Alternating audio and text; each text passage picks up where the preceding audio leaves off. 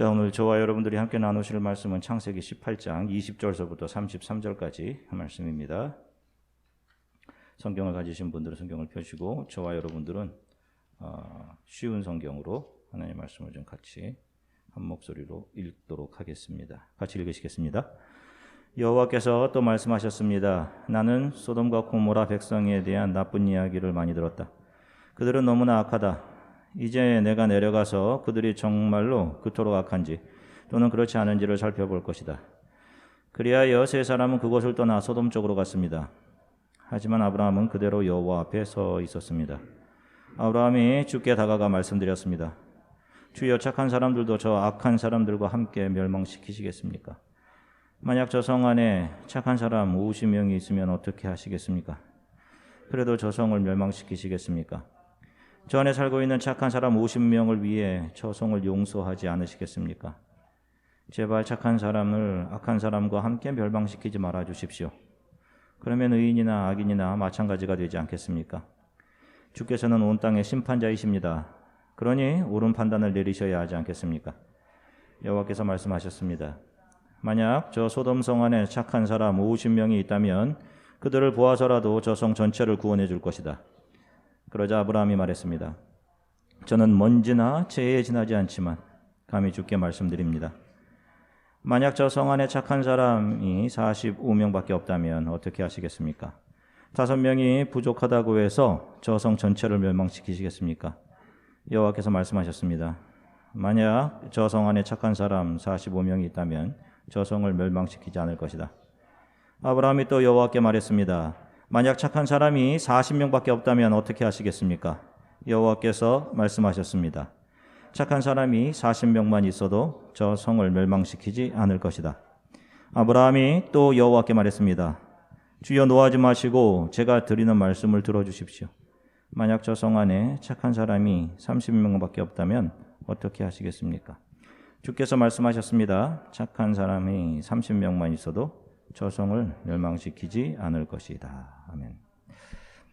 할렐루야. 한 주가 평안하셨습니까? 자, 우리는 지난 시간에 하나님께서 선택하셔서 그의 삶을 이끌어 가시는 성도들의 삶에도 늘 부족하고 연약한 모습이 드러난다는 것을 아브라함과 사라를 통해서 배웠습니다. 저와 여러분들의 삶에서 그런 부족함이 날마다 나타나는 거예요. 그리고 그런 부족하고 연약한 자녀들을 나무라지 않으시고 그들에게 아버지 되시는 하나님의 신실하심을 보여주시면서 하나님이 얼마나 너희들을 사랑하는지 바로 그것을 가르쳐 주시면서 그들의 삶을 이끌고 가심에 대해서도 저희들이 말씀을 나누었습니다.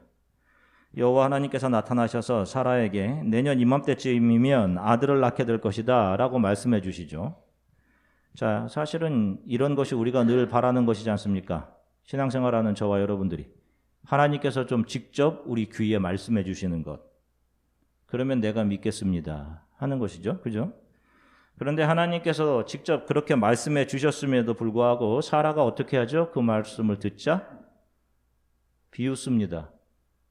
90이 다 된 몸, 아기를 낳을 수 없는 자신의 몸을 바라보면서 이런 내가 어떻게 아기를 낳을 수 있단 말입니까? 라고 하나님의 말씀을 비웃죠. 자, 우리가 생각할 때 하나님께서 뭔가를 기적같이 보여주시고 음성을 들려주시고 하면 그 하나님을 믿을 수 있을 것 같지만 욕망을 품고 있는 인간, 죄성을 가지고 있는 인간은 아무리 기적을 보여주고 아무리 좋은 것을 주고 아무리 병을 낫게 해주고 음성으로 말씀해 주셔도 하나님을 믿지 못하는 존재들입니다. 인간의 힘으로는. 언제든 자신의 환경이 다시 나빠지고 또 새로운 욕망이 자신들을 부르면 언제 기적을 보았냐는 듯이 하나님을 잊어버리고 떠나는 그런 존재들이란 말입니다. 그래서 믿음이라는 것은 하나님께서 택한 하나님의 자녀들에게 주시는 거예요. 그분이 주시는 사람만 그 믿음을 선물로 받는 것입니다. 아무리 기적을 보여주고 두 귀로 들을 수 있게 하나님께서 말씀을 해주셔도 우리는 늘 우리들의 상황을 먼저 생각하고 하나님의 말씀을 비웃는 것이 저와 여러분들의 모습이란 말입니다. 그런데 하나님께서 그 택하신 자녀들의 하나님을 향한 그 비웃음에 대해서 어떻게 반응하십니까? 그들을 벌하시거나 책망하십니까? 그렇지 않죠. 그들의 비웃음을 하나님을 신뢰하는 기쁨의 웃음으로 안겨주셨습니다. 의심하는 사라에게 웃음이라는 의미의 이삭을 안겨주시죠. 사라가 아기를 안고 크게 웃습니다. 사라가 웃은 것은 단지 늦은 나이에 아들 이삭을 가지게 되었기 때문만은 아니었을 것입니다. 다시 한번 보겠습니다. 창세기 21장 6절 말씀 같이 읽으시겠습니다. 사라가 말했습니다. 하나님께서 나에게 웃음을 주셨다. 이 이야기를 들은 사람들도 나처럼 웃게 될 것이다. 아멘. 보세요. 사라가 웃은 것은 단지 아들 이삭을 가졌기 때문이 아니라 하나님이 자신에게 어떠한 분이신지를 더 알게 되었기 때문에 이삭을 안고 하나님을 향한 기쁨의 웃음을 터뜨린 것입니다. 그분은 자신의 불신과 연약함, 늘 자기 자신 쪽에 불가능한 환경만을 바라보는 그런 연약한 자신을 하나님의 은혜와 사랑으로 감싸내시고 기쁨을 선사해 안겨주시는 아버지이심을 알게 되었기 때문에 그 자신이 알게 된 여호와 하나님은 이 이야기를 듣게 되는 이 역사에 오는 모든 연약한 성도들에게도 동일한 아버지 하나님이시다라는 사실을 전하고 있는 것입니다. 이렇듯 하나님께서 이끌어 가시는 믿음의 길 위에서 성도는 자기 자신에 대해서 또 하나님에 대해서 분명히 알아가게 됩니다.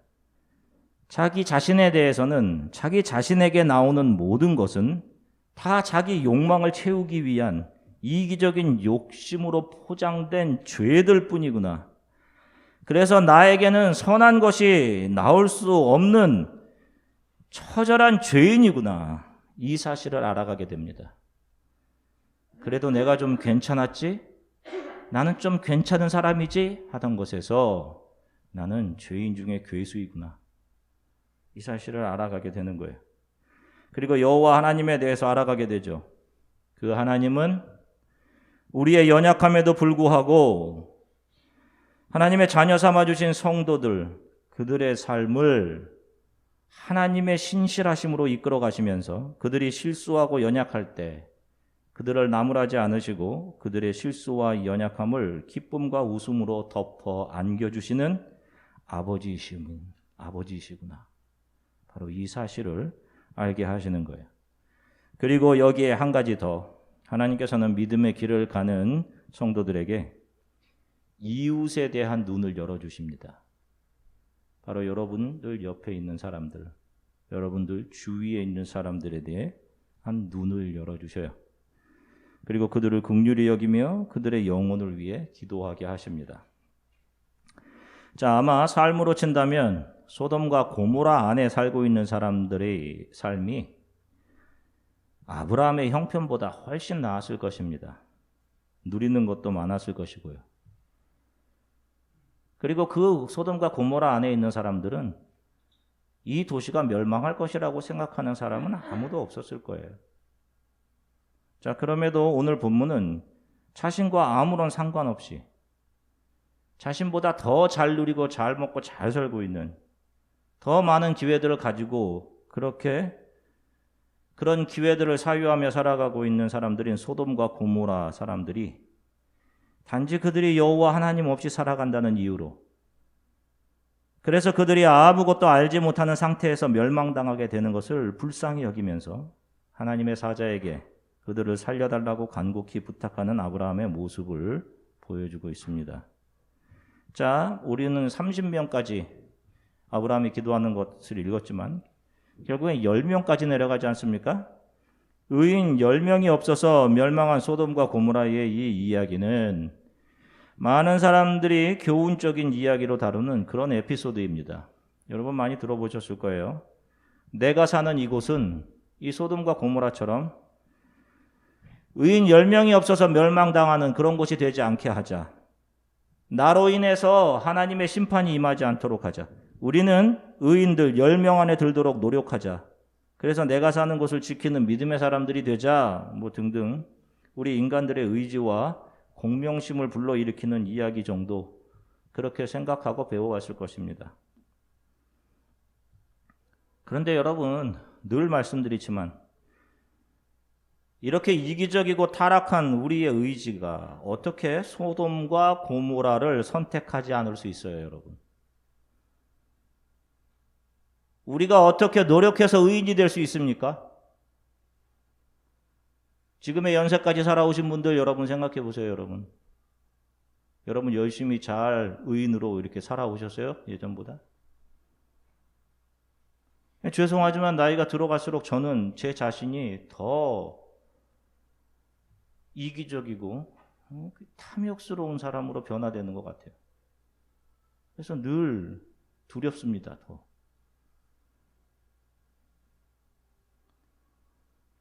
정말 좋은 조건과 기회가 보장되고 즐거움이 있고 그런 도시가 있다면 여러분 다 가실 거잖아요. 그죠? 뭐 교회가 무슨 뭐야? 뭐 그런 거. 우리들에게는 그런 것들을 포기할 능력이 없습니다. 말씀이 우리를 이끌어 가시기 때문에 우리가 그런 곳에서 나올 수 있는 거예요. 하나님의 말씀 때문에. 여전히 우리는 연약한데 그런 연약함을 보여주시고 내가 덮어줄게 라고 하시면서 그런 우리를 의롭다, 너가 의로운 나의 자녀다 라고 해주시는 것. 그것 때문에 우리가 의로울 수 있는 거예요. 우리의 노력과 뭐 그런 것 때문이 아니라. 그러니 우리의 공명심과 우리의 의지를 불러일으키는 것이 복음이 될 수 있겠습니까, 여러분? 교회에서 여러분들이 그것을 듣는다고 생각해 보세요. 인간의 의지나 인간의 공명심을 불러일으키는 거예요. 우리도 이렇게 잘하자, 이렇게 하자. 늘 말씀드렸지만 교회는 어떤 곳이었어요? 나그네들의 무덤이라고 말씀드렸죠. 옛사람이 죽은 사람들이 모여있는 곳이 교회라니까요. 이 이야기 역시 우리들의 의지를 부추기는 교훈이 아닌 하나님의 만들어 가시는 믿음의 사람들에게서 나오는 예수 닮음이라는 것이 어떤 것인지를 복음으로 오고 오는 교회와 성도들에게 보여주는 이야기인 것입니다. 자, 우리가 이미 지나왔어요. 창세기 15장에는 하나님께서 아브라함에게 나타나셔서 하늘의 별을 보아라. 내 자손을 저 별들과 같이 그렇게 많게 해주겠다라고 약속하시면서 아브라함의 씨를 통해서 난 자녀를 통해 이 축복을 이어가겠다라고 약속을 하십니다. 이삭을 약속하신 거죠. 그리고는 그 약속의 증거로 아브라함에게 소와 염소와 양과 비둘기 등의 짐승을 가져오게 하고는 이것을 다 가운데로 쪼개서 둘로 쪼개 가지런히 놔라. 양쪽으로. 이렇게 말씀하십니다. 창세기 15장 17절서부터 18절 앞부분 같이 읽으시겠습니다. 해가 져서 매우 어두운데 갑자기 연기나는 화로와 타오르는 횃불이 나타나서 반으로 쪼개놓은 동물들 사이로 지나갔습니다. 그날 여호와께서 아브라함과 언약을 세우셨습니다. 아멘. 자 보세요. 아브라함이 이렇게 짐승들을 쪼개놓습니다. 쪼개서 이편, 옆편으로.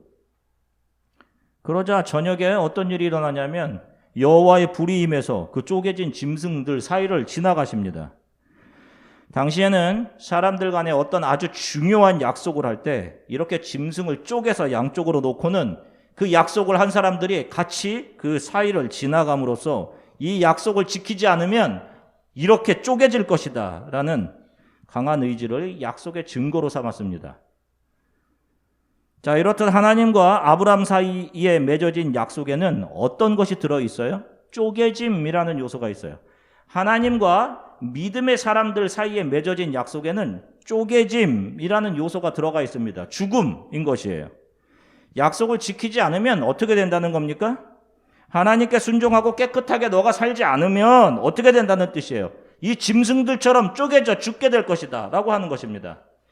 그런데 아브라함과 그 약속을 체결하시면서 하나님께서는 이 믿음의 사람들에게 이 약속이 어떻게 이루어지는 것이냐 하면서 보여주시는 것이 하나님과 아브라함이 같이 그 쪼갠 짐승들 사이를 지나가는 것이 아니라 여호와 혼자서 그 사이를 지나가십니다.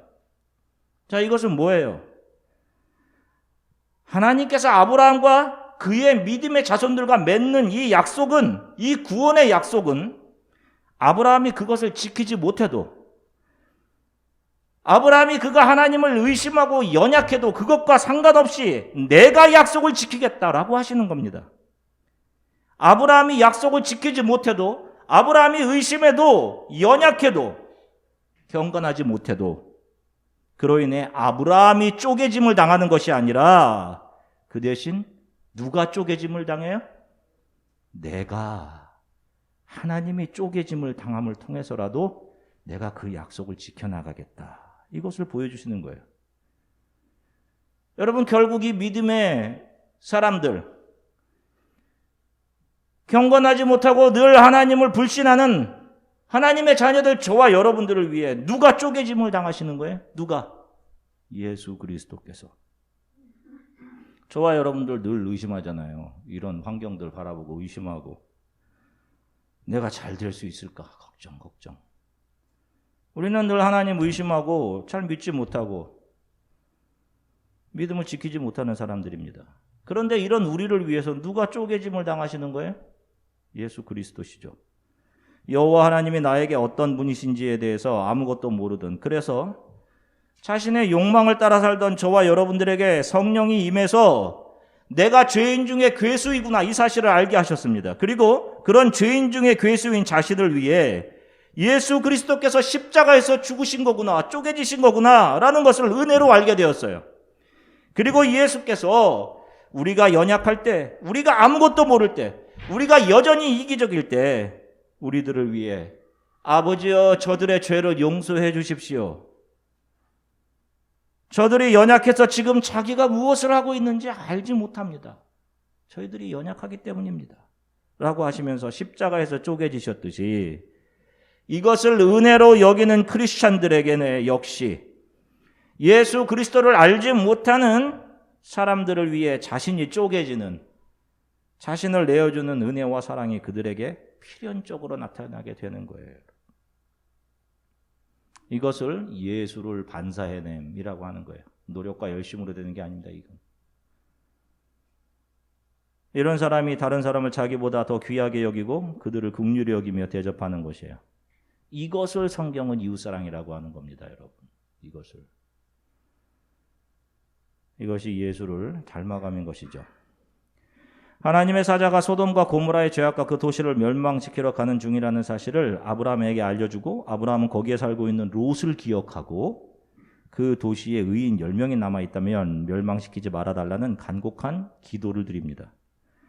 자, 이렇게 자신과 아무런 상관이 없는 소돔과 고모라의 타락과 멸망에 대해서 그 앞을 간절한 기도로 가로막고 있는 아브라함은 예수 그리스도의 십자가와 지금 이 시대를 살아가는 저와 여러분 모든 크리스찬들의 이 땅에서의 임무와 역할을 잘 보여주고 있어요.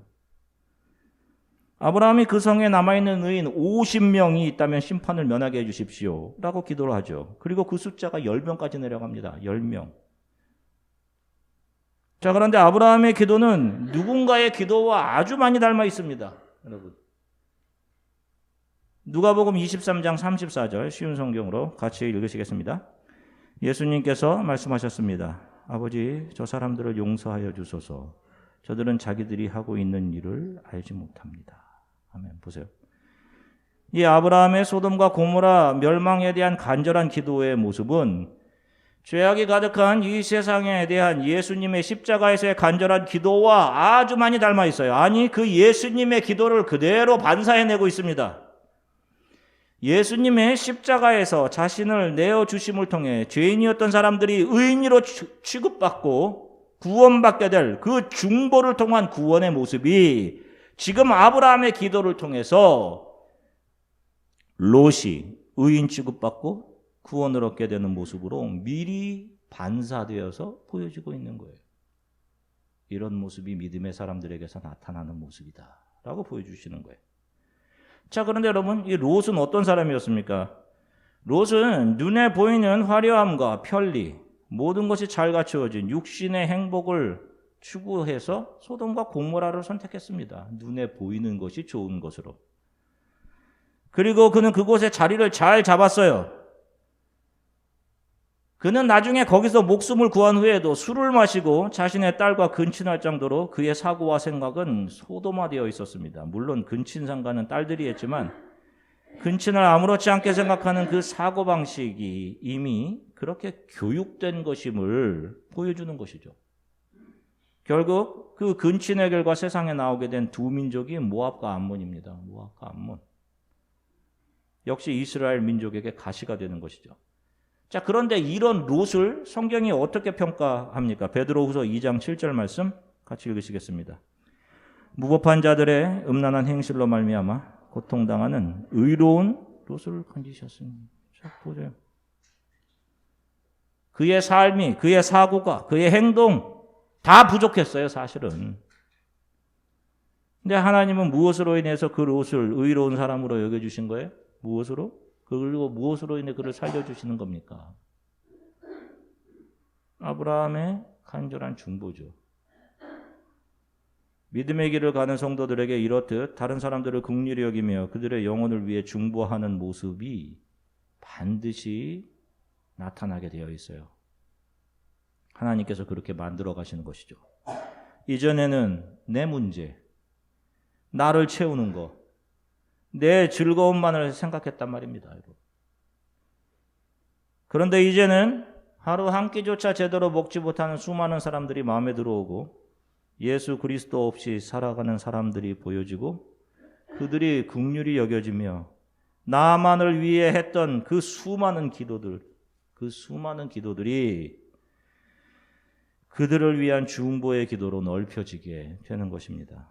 이렇게 크리스찬 성도는 이웃사랑을 반사해내는 예수 그리스도를 닮은 사람으로 변화되게 되는 것입니다. 이것은 나를 위해 하나님께서, 예수님께서 어떤 일을 행하셨는지를 성령을 통해 알게 된 사람들에게만 나올 수 있는 것입니다. 나를 위한 십자가에서의 중보기도와 그분의 자기를 내어주심을 은혜로 아는 사람들만 다른 사람들을 긍휼히 여기며 그들의 영혼을 위해 기도할 수 있는 것입니다. 늘 자기 자신을 위해 사는 우리들에게는 소돔과 고모라를 선택하지 않을 수 있는 그런 능력이 없어요.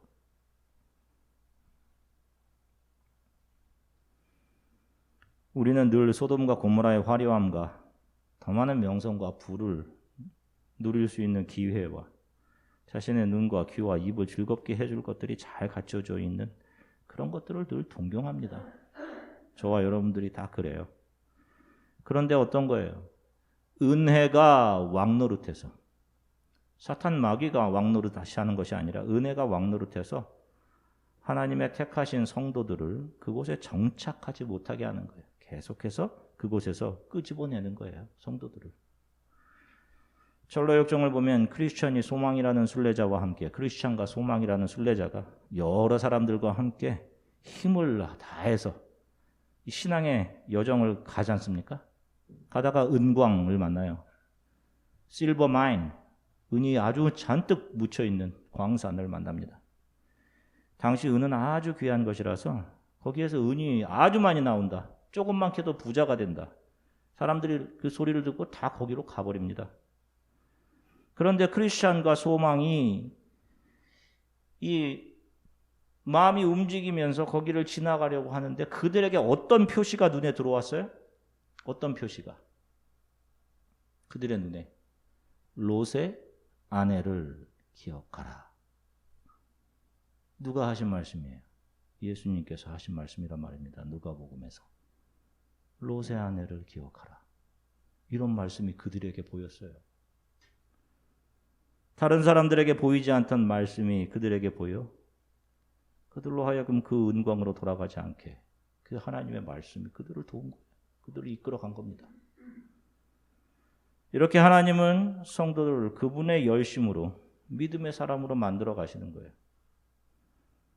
그리고 나만을 생각하고 나를 채우기에 허덕이고 급급한 삶이 아닌 이웃들도 보게 하십니다. 그들을 긍휼의 눈으로 바라보고 그들을 위해 기도하게 하셔요. 그리고 그 기도는 살아서 움직여서 누군가를 반드시 주 예수 안으로 돌아오게 하는 거예요. 여러분들이 지금 이렇게 하나님의 자녀로 신앙의 길을 걷고 계신 것 역시 하나님의 은혜와 그 은혜와 함께 일하고 있는 누군가의 간절한 기도로 인함이 분명한 것처럼 말이죠. 사랑하는 성도 여러분, 늘 자기 자신을 잘 점검하십시오. 여러분, 점검하면서 가셔야 돼요. 여러분, 그냥 오늘 하루 재밌고 즐겁고 모여서 잘 먹고, 여러분 교회가 그런 모임이 아니란 말이에요. 잘 여러분들의 상태 점검하셔야 돼요. 우리의 연약함에도 아버지 하나님께서 나와의 약속을 지키시고 나를 선하게 예수 그리스도를 닮은 모습으로 변화시켜 가시면서 구원의 길을 인도해 가심을 여러분 날마다 잘 기억하셔야 됩니다. 하나님 선하십니다. 이미 너무 많은 것으로 채워준 나의 삶인데 여전히 나만을 생각하고 작은 결핍 앞에 좌절하는 그런 모습이 아니라 많은 기회 없이 살아가는 이웃이 모이고 예수 그리스도를 모른 채 살아가는 수많은 사람들을 위해 기도하며 그들을 소돔과 고모라의 멸망으로부터 영원한 죽음으로부터 구해내는 중보의 삶을 살아가는 것이 저와 여러분들의 이 땅에서의 역할이자 임무인 것입니다. 여러분, 그런 크리스찬들로 그런 예수 닮음을 반사해내는 성도들이 되시기를 주 예수 그리스도의 이름으로 간절히 축원합니다. 잠시 기도하겠습니다. 하나님, 나를 자녀 삼아 주셔서 감사합니다. 그리고 다른 사람들은 관심도 없는 오직 눈에 보이는 것에만 관심이 있어 은광으로 달려가고 소돔과 고모라로 달려가는데 하나님의 말씀을 듣게 하시고 보여주셔서 그곳이 내가 정착할 곳이 아님을 알게 하셔서 나를 믿음의 길로 영원한 구원으로 이끌어 가시는 것 너무도 감사합니다. 어린 자녀를 부모가 어린 자녀에게 모든 것을 공급하듯이 하나님의 손과 열심히 지금의 나를 있게 하셨으며 또 나를 그렇게 선하게 이끌어 가실 것을 믿습니다. 나의 연약함과 욕심과 이기심으로 인해 예수님께서는 십자가에서 나의 죄의 대가를 치르셨습니다. 그리고 아버지, 저들의 죄를 용서해 주십시오. 연약해서 무엇을 하는지 알지 못하고 있기 때문입니다. 저들은 라고 기도하셨습니다. 그 기도가, 그 내어주심이, 그 쪼개지심이 나를 살게 하셨습니다. 이제 나도 누군가를 위해 나를 기꺼이 내어주며 예수 그리스도를 알지 못하는 사람들을 위해 중보하는 예수 닮음을 반사해내는 그런 크리스찬으로 자라가게 하나님 도와주십시오. 우리 교회를 통해 많은 사람들이 예수 그리스도를 믿고 영원한 생명을 얻게 되게 하나님 도와주십시오. 우리 이렇게 잠시 함께 기도하도록 하겠습니다. 사랑해 주님 참 감사합니다. 아버지, 아브라함의 삶을 통해 나타나는 참 예수 그리스도를 닮은 모습들을 우리가 하나하나 살펴보고 있습니다. 하나님 자신과는 전혀 아무런 관계없는 소돔과 고모라의 사람들을 긍휼히 여겨서 그들을 위해 하나님께 간절히 기도하는 아브라함의 모습을 봅니다. 주님, 그가 아무것도 모를 때, 그가 우르에서 이 세상의 노예, 이 세상 사탄의 메인바디여서 죄인으로 살아갈 때, 아무것도 모를 때 하나님의 은혜로 구원받았기에, 그래서 하나님을 알게 되었기에 아브라함의 소돔과 고모라 사람들을 긍휼히 여기고 그들을 위해, 그들의 영혼을 위해 기도할 수 있었습니다. 우리를 위해, 우리가 연약할 때, 우리가 아직 죄인 되었을 때에 우리를 위해서 십자가에서 자신을 내어주시고 쪼개지신 예수 그리스도로 인해서 우리가 영원한 생명을 얻었습니다. 우리가 정착할 곳이 이 세상이 아님을, 영원한 하나님의 나라가 있음을 보여주셨습니다. 주님, 아버지, 그 길로 가는 동안 이 예수 그리스도를 모르고 살아가는 많은 사람들이 있습니다. 그들을 긍휼히 여기게 해주십시오.